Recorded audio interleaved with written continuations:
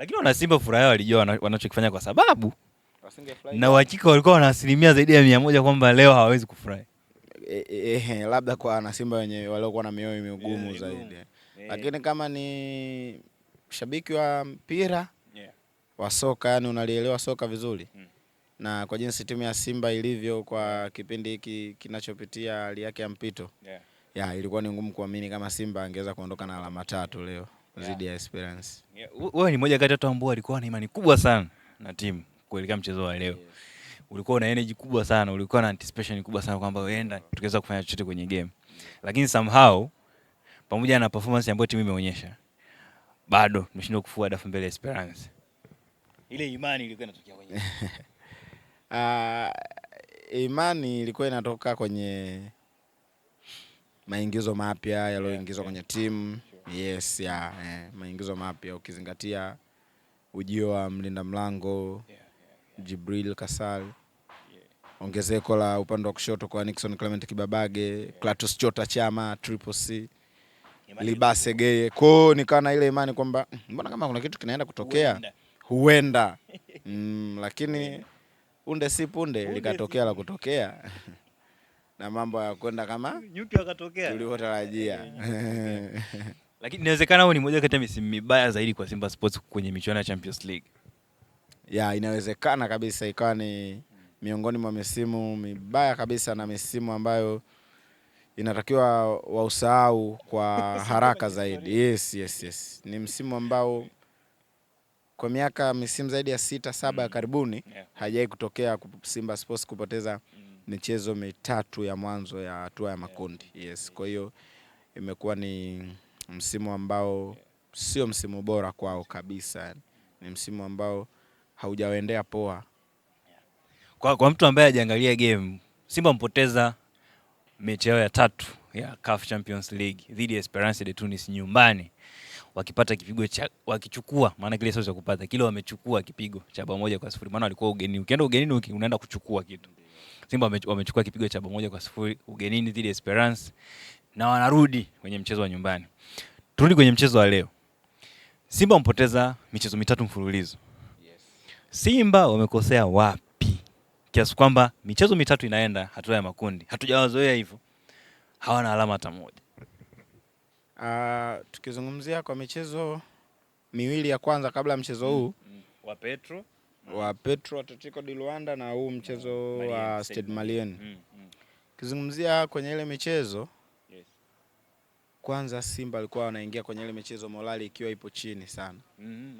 Ilikuwa ukiangalia mechi ya Petro de Luanda timu inacheza vizuri, inatoka nyuma vizuri, ikifika mbele wanakosa nafasi. Timu ilikuwa inajitahidi kucheza kwa kadri ya uwezo wake, lakini kasi ilikuwa ni ndogo. Yani walikuwa wanafanya maamuzi very slow. Sasa ukifanya hivyo unampa mpinzani muda mwingi wa kufanya maamuzi ya kwamba sasa kama yule pasi labda kama inatakiwa pasi itoke hapa iende pale. Lakini kabla haijaenda pale imepita hapa, imepita kule. Wanatumia muda mrefu sana kuwasoma na watakaa kwenye njia na kuziba spaces ambazo mngeenda kuzitumia kama mngekuwa na kasi. Kwa hiyo mechi zile mbili za kwanza ukiangalia morali ilikuwa chini, migogoro ilikuwa mingi. Kwa hiyo mambo ya kuweza kuendea sawa, wakapoteza michezo miwili ya kwanza. Na huu mchezo wa leo dhidi ya Esperance kidogo wameingia kitofauti. Kwa sababu ukiangalia kuanzia mwanzo wa mchezo mpaka mwisho walikuwa wanaonekana wana kidogo morali ipo juu kidogo. Determination ilikuwa iko juu pia. Yani ilikuwa ni timu ambayo haikuingia kinyonge sana kwa sababu ukiangalia hawakuingia kama kwenda kuwasoma wapinzani na kusubiri kufanya mashambulio ya kushtukiza. Waliingia very open. Ukiangalia kuna time mchezo ulikuwa very open. Ndio maana mapema tu wakapata nafasi. Sekunde kama ya 10 na hivi mapema tu Jonathan Soa alipata nafasi japo haikuwa clear chance. Kwa hiyo ukiangalia hata goli lililofungwa. Yani ni goli ambalo huwezi kuilaumu shape ya timu nzima kiuzuiaji zaidi ya kumlaumu Shomari Kapombe. Yani lawama zote za lile goli kwa asilimia kubwa atazibeba Show Me The Way. Kwa sababu kulingana na experience yake na uwezo wake tunaojua na alichokifanya. Yani amefanya kitu ambacho hakutakiwa kufanywa na mchezaji mwenye experience yake. Umepigwa mpira kwenye nafasi, alikuwa mbele, yeye alibidi awe wa kwanza kufika kwenye mpira. Jambo la kwanza, asiuruhusu mpira udunde. Kama umeshauruhusu mpira udunde, basi inabidi wewe ukae katikati ya mpira na mpinzani. Hata akikugusa inatokea faulo, refa ataweka, itakuwa ni madhambi, utapata faulo kuelekea lango la timu pinzani. Yeye alichokosea ni off timing yani ule mpira aliuchelewa kuucheza. Then akazidiwa kasi na winga yule wa yes Jack Diarra, bwa mdogo ule wa 2007 tu ule. Kwa hiyo baada ya kuzidiwa speed, kwa hiyo touch ya kwanza ya Jack Diarra ikampoteza tena Shomari kwa Kapombe, kwa sababu ile first touch aliipiga akaiweka katikati ya Kapombe, kwa hiyo Diarra akakaa katikati ya Kapombe na mpira. Kwa hiyo kwenye boxi pia akawa yeye ndo king pale. Ukinigusa penalty.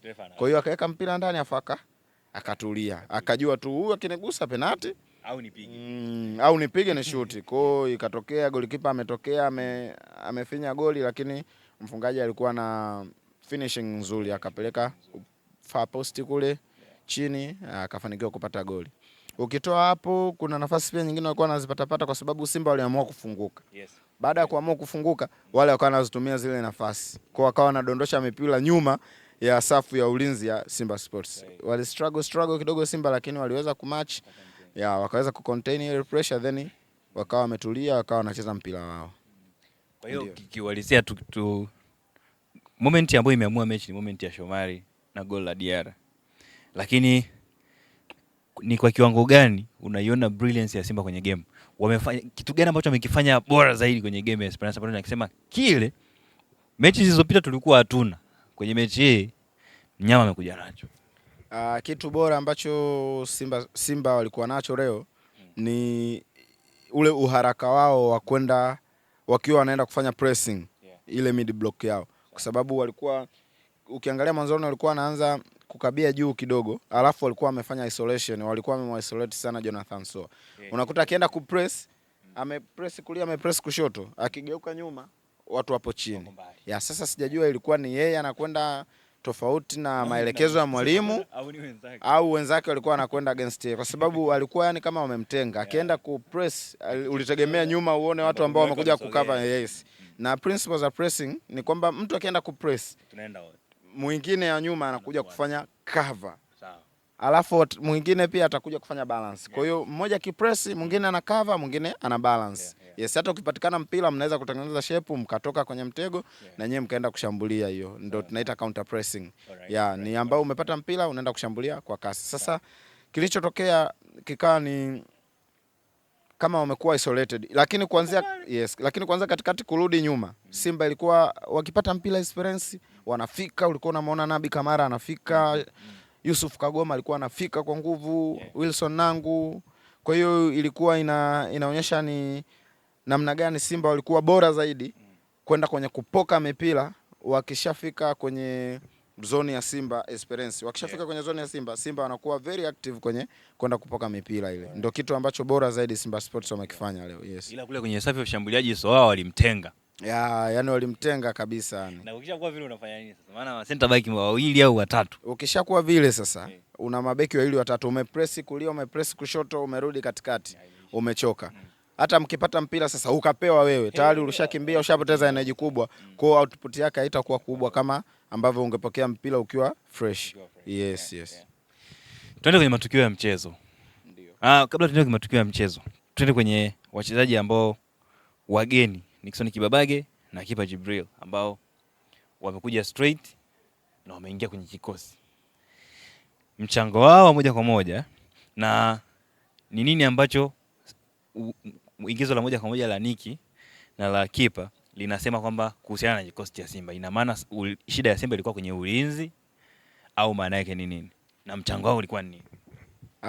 Ukiangalia wachezaji ambao wameanza wageni na wameingia moja kwa moja kwenye kikosi, inamaanisha kwamba hizo nafasi zilikuwa na uhitaji mkubwa sana wa wachezaji wa aina hiyo. Ukiangalia eneo la goalkeeping, tumewapoteza magolikipa wawili kwa injury, Musa Kamara na Yakubu Suleiman, kwa wakawa wamebakia mlinda mlango nambari 3 ndo wakawa anasimama kama namba 1 Hussein Habel na golikipa namba 2 wa under 20 Alexander Erasto. Kwa hiyo kuja kwa Djibril Kassal, mchezaji ambaye ni mchezaji wa timu ya taifa, amecheza michezo mingi, ana experience, kwa hiyo ilikuwa ni ulazima yeye kuanza pale golini. Pia upande wa pili wa Nixon Kibabage, mbavu ya kushoto, pia imekuwa ni ingizo la moja kwa moja kwa sababu approach ya game husika mwalimu alikuwa anaenda na approach ya kushambulia.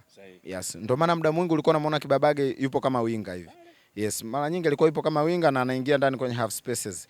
Kwa hiyo ilikuwa inarahisisha kwenye kushambulia, ilikuwa inasaidia kwenye kuongeza namba wakati unashambulia. Kwa hiyo hayo maingizo yote mawili ni maingizo ya moja kwa moja kwenye timu, na nina imani kadri siku zinavyozidi kwenda watakuja kuwa first 11 ya timu ya Simba Sports Club. Kwa hiyo shughuli ya Anthony Mligo anabidi apambane sana, anabidi apambanie namba. Yes, alikuwa ameboteka sana kwa sababu alikuwa hana mtu wa kumweka bench.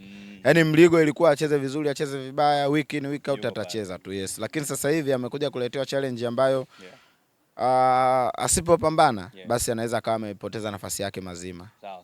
Ndio. Twende kwenye tukio la sabu ambazo zimefanyika. Sabu ambayo imefanya kocha ya kumtoa Soa. Amefanya sabu ya kumtoa Soa, lakini baadaye anakuja kufanya sabu ya kumuingiza Chama. Hebu kwa mtu ambaye alikuwa na mawazo kama kwamba tunatamani angekuepo Chama yupo, lakini amepewa na striker ambaye tunaamini ni very clinical pale. Lakini kocha amefanya kitu vice versa. Amemtoa Soa, amemuingiza mtu mwingine. Anakuja kuingia Chama baadaye. Kocha alikuwa na mawazo gani pale? Kwa sababu amefanya kama tofauti na matarajio ya watu hivi kwamba angeweka striker pale. Sasa amemuingiza Chama muda ambao amemweka Kibu Denis pale. Kocha alikuwa na mawazo gani pale? Au yaani nini ambacho unafikiri kilikuwa kinaendelea pale? Hata mimi nimeona kocha ameenda kidogo tofauti na mawazo yangu mimi.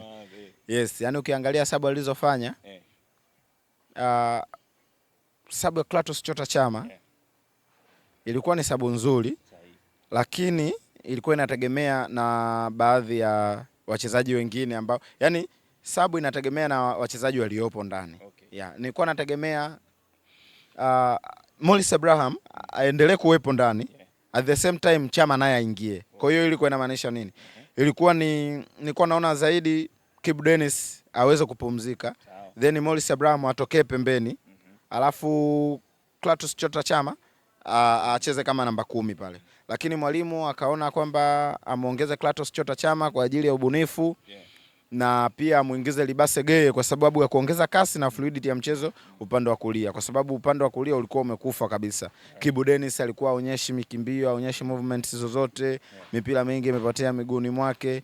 Kwa hiyo sabu ilivyofanyika ya kumtoa Jonathan Soa na Morris Abraham, yani kidogo imewachanganya mashabiki wengi, kwa sababu wengi walitegemea kwamba Jonathan Soa awepo juu pale asimame kwa ajili ya kuwasumbua mabeki, na namba 10 Clatous Chota Chama ameingia ili aweze kumrahisishia Soa kutengenezewa chances na apate magoli. Yes, kwa sababu creativity ilikuwa imekosekana pale ya kwamba Soa sawa yupo pale mbele striker. Anapatiwa mipira na nani? Anapewa pasi gani laini za kwa hiyo mwalimu alichokitegemea kutoka kwa Chama na Libase Geye pamoja na kumwacha Kibu Denis ndani, na hisi ni alihitaji zaidi energy ya Kibu Denis. Alihitaji zaidi mikimbia Kibu Denis kwenye kufanya pressing. Kitu pekee ambacho Kibu Denis alikuwa anakishindwa ni kwenda kuweza kucontain mpira na kufanya wachezaji wenzake waje then wacheze. Yes, kwa sababu ilikuwa kuna mipira inapigwa juu, tulitegemea Kibu Denis atautuliza, atakaa nao then atasubiri watu wapite then wacheze 1-2 waondoke, lakini ilikuwa mpira ukija unashindwa kukaa, tofauti na Jonathan Soa kidogo ambavyo alikuwa anagasi mabeki na mipira inakaa, watu wanakuja wanacheza.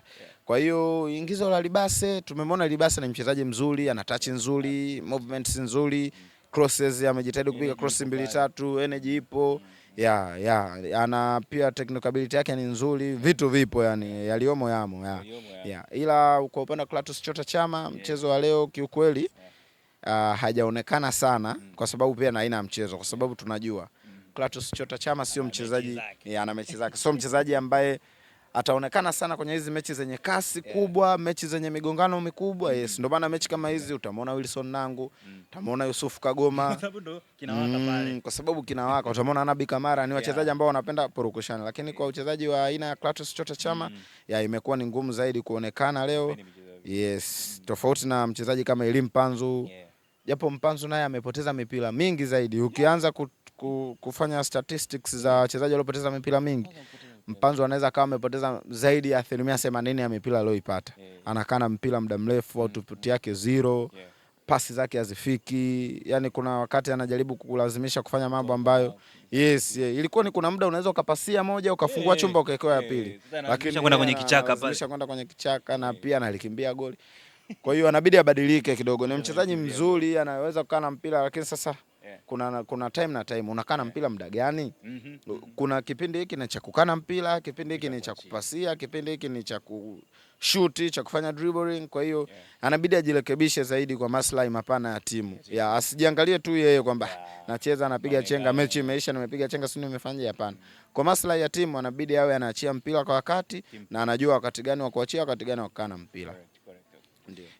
Speaking of Elie Mpanzu, kiwango ambacho amekionyesha ni kwamba walimkamia sana au ndo tulivyozoea kumuona? Kwa sababu mipira alikuwa akipewa kweli atoi pasi, lakini haitoki miguuni kwake. Wanaichukua na haribu inavurugika, tunaanza upya. Mara faulu mara nini. Ni kwamba walimfanyia mpango kazi au ni kweli kiwango cha Kibisawala kimeshuka kiasi hicho? Yote mawili yanawezekana. Jambo la kwanza ni kwamba walijua Elie Mpanzu ni winga bora sana. Ni mchezaji ambaye ukimwachia nafasi anakuadhibu. Lakini naona mwalimu wa Esperance alifanya homework yake. Pia fullback namba 2 Ibrahim Kaita anamjua vizuri sana Elie Mpanzu. Walikuwa wanakutana kwenye mechi zao za ligi kuu ya Kongo.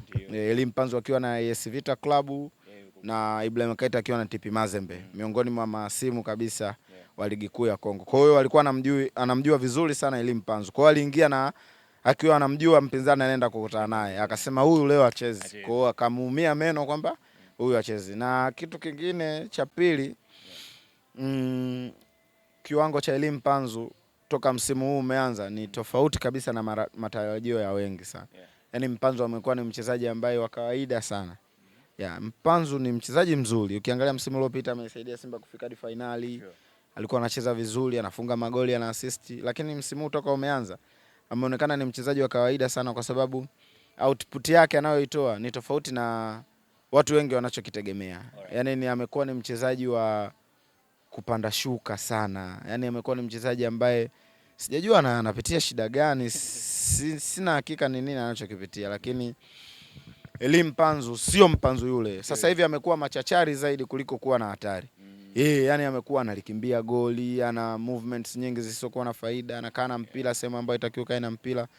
Kwa hiyo anabidi ajirekebishe zaidi kwa maslahi ya timu.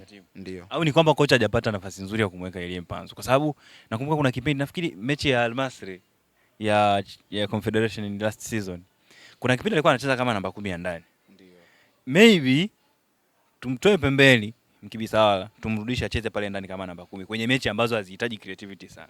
Inaweza ikaleta matokeo chanya kwa Elie, kwa sababu ni moja kati ya star man kwenye timu. Sasa hiyo inategemea na approach ya mwalimu na machaguzi yake mwalimu kwenye namba husika. Hatujajua mwalimu anahitaji mchezaji wa aina gani kwenye namba 10.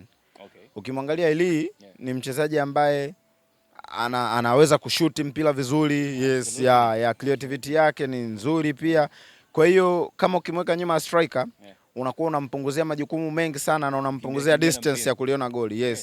Unampunguzia distance kubwa ya kuliona goli. Kwa hiyo labda kama mwalimu anaweza kumtumia as a number 10, inawezekana ikafanya kazi ila sasa inategemea na mwalimu mwenyewe, machaguzi yake ya wachezaji wake kwenye position husika, anategemea ni mchezaji wa aina gani akae position gani. Kwenye mchezo wa leo ambao Simba wamecheza, kipi ambacho Simba amekiboronga kuliko vingine vyote? Kitu gani ambacho Simba leo imeflop? Tumeshasema bora walikuwa vizuri kwenye defense, walikuwa wana react mapema kwenye matukio. Kitu gani ambacho unaona kama leo hatujakifanya, timu haijakifanya vizuri sana kwenye game ya ugenini? Kitu kikubwa ambacho Simba leo hawajakifanya kwa ubora ni kutengeneza nafasi za magoli. Ukiangalia Simba hakuna clear chance kabisa, unaweza kusema hii ni clear chance ambayo Simba wameipoteza. Hakuna kabisa. Kwa hiyo ni kulikosekana creativity kwenye utengenezaji wa nafasi za magoli. Yes, kwa hiyo walikuwa very worse kabisa ni kwenye kutengeneza ni chances creation. Sidhani kama kuna clear chance ambayo imepatikana tukasema amekosa mwenyewe, no. Kwa hiyo nafasi hazijatengenezwa kwa kiasi kikubwa useme kwamba tulikuwa tunashinda ile mechi Kwa hiyo ni kitu ambacho walikuwa performance yao ilikuwa ni chini sana kwenye kutengeneza nafasi kwa siku ya leo. Speaking of that, lawama za kuto-create chances zinaenda kwa mtu individual au zinaenda kama kwenye timu, kama labda eneo la kiungo namba 10 au namba 8 au kutengeneza chances, tafsiri yake ni nini kwenye timu, especially kwenye timu kama ya Simba ambayo tunaona kama inajirebuild upya? Kuto kutengeneza nafasi tafsiri yake ni kunakosekana ubunifu kwenye eneo la kiungo sana, hasa kiungo cha ushambuliaji. Kwa sababu obvious tunategemea nafasi zitengenezwe kuanzia pale, japokuwa nafasi inaweza kutengenezwa kutokea upande wa kushoto, nafasi inaweza kutengenezwa kutokea upande wa kulia, nafasi inaweza kutengenezwa na fullback, inaweza kutengenezwa na fullback wa kulia, fullback wa kushoto, hata mlinda mlango anaweza kutengeneza nafasi ya goli. Yes. Lakini jukumu mama la safu ya kiungo cha ushambuliaji ni ku-create chances. Kwa hiyo ni kitu ambacho tunaweza tukalaumu kwa kuto kutengeneza nafasi nyingi za magoli ambazo zingefanikisha hata Simba kupata goli hata moja au hata mawili. Kwa hiyo zile chances ambazo tulitegemea zitengenezwe hazijatengenezwa kabisa, na lawama za moja kwa moja zitaenda kwa safu ya kiungo cha ushambuliaji kwa kuto kutengeneza nafasi nyingi kwenye mchezo wa leo. Kocha aingie hapo? Labda kwenye selection ya wachezaji. Yes, ukiangalia wachambuzi wengi au watu wengi wanasema kwamba kama timu haitengenezi nafasi, kuna asilimia zaidi ya 80 kocha kuhusika au kocha ana majibu ana maswali ya kujibu kwa nini timu haitengenezi nafasi. Kwa sababu jukumu kubwa la kocha ni kuhakikisha timu inajilinda vizuri, inafanya build up vizuri na inatengeneza chances za kupata magoli. Isipokuwa kocha hakufundishi kuweka mpira wavuni. Yes, kwa hiyo huko nyuma kocha yupo kuanzia build up, kuanzia progression mpaka kwenye chance creation. Kwa hiyo kwa siku ya leo labda tunaweza tukaona ni machaguzi ya wachezaji. Yes, machaguzi ya wachezaji kutoka kwa mwalimu pia inaweza kusababisha kutokea na chances kutengenezwa. Sijajua mwalimu aliwaza nini kwenda na Kibu Denis badala Alibase Geye, kwa sababu tumeona Geye baada ya kuingia kitu alichokiongeza. Immediate effect. Yaani tunaona ni mchezaji mzuri, ana touch nzuri, ana kasi, ana nguvu. Yes, anakimbia kwenye maeneo, ana uwezo wa kuchukua mchezaji mmoja wawili. Kwa hiyo sasa ilikuwa ni kama Kamali hivi kwanza na Kibu Denis. Lakini kocha ameona. Kutaka kugamba wachezaji. Kocha ameona. Kwa alichokiona tutegemee mazuri zaidi kwenye mechi zinazofuata. Yes, kocha amekiona kitu na ameona chances ambazo zimekuwa ni ngumu kutengeneza. Yes, kwa hiyo naamini makosa yaliyotokea na mazuri yaliyotokea atayafanyia kazi, yatakuwa bora zaidi. Hatuwezi kuongelea game ya Simba bila kumuongelea Esperance. Ndio. Sawa, Simba hawajapata matokeo ya ushindi. Hawajapata hata goli. Lakini kwa nature game ilivyokuwa, game ni kama ilikuwa wazi sana. Esperance kaja kajiachia, Simba naye kaja kajiachia. Esperance kushinda goli 1-0 inamaanisha Esperance walikuwa bora zaidi kwenye moment zao, au ilikuwa tu ni siku yao kwamba wameamka, kwa sababu timu zimekimbizana kweli. Eneo la kiungo pale kaeka zilikuwa ni nyingi sana. Ni ubora wa Esperance ulikuwa ni mkubwa sana, kwa sababu kwenye mechi mbili za kwanza na yeye ampata sare. Hajapata matokeo ya ushindi, ameenda kupata ushindi kwenye mechi ya kwanza. Ilikuwa ni weight ya Simba, ilikuwa ni mechi ambayo walikuwa wanaimudu ndio maana waliamua kufunguka, au ilikuwa hakuna cha kupoteza?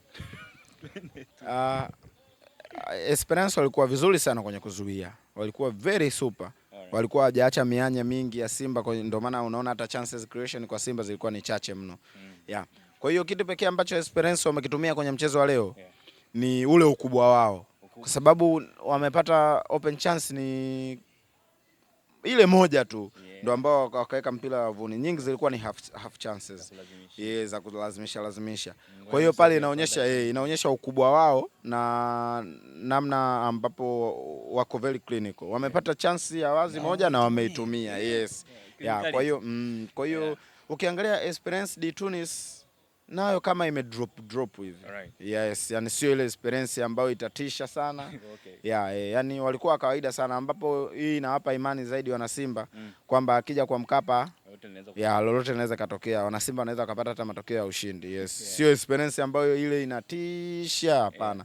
Walikuwa kawaida tu, isipokuwa walikuwa wanafanya majukumu yao kiulinzi sana vizuri sana. Ni timu ambayo pia ilikuwa inapoteza mipira mingi, japo walikuwa wanafika golini kwa Simba. Hawakuwa kama timu ambayo iko very strong, ambayo iko na performance bora kwenye siku za karibuni.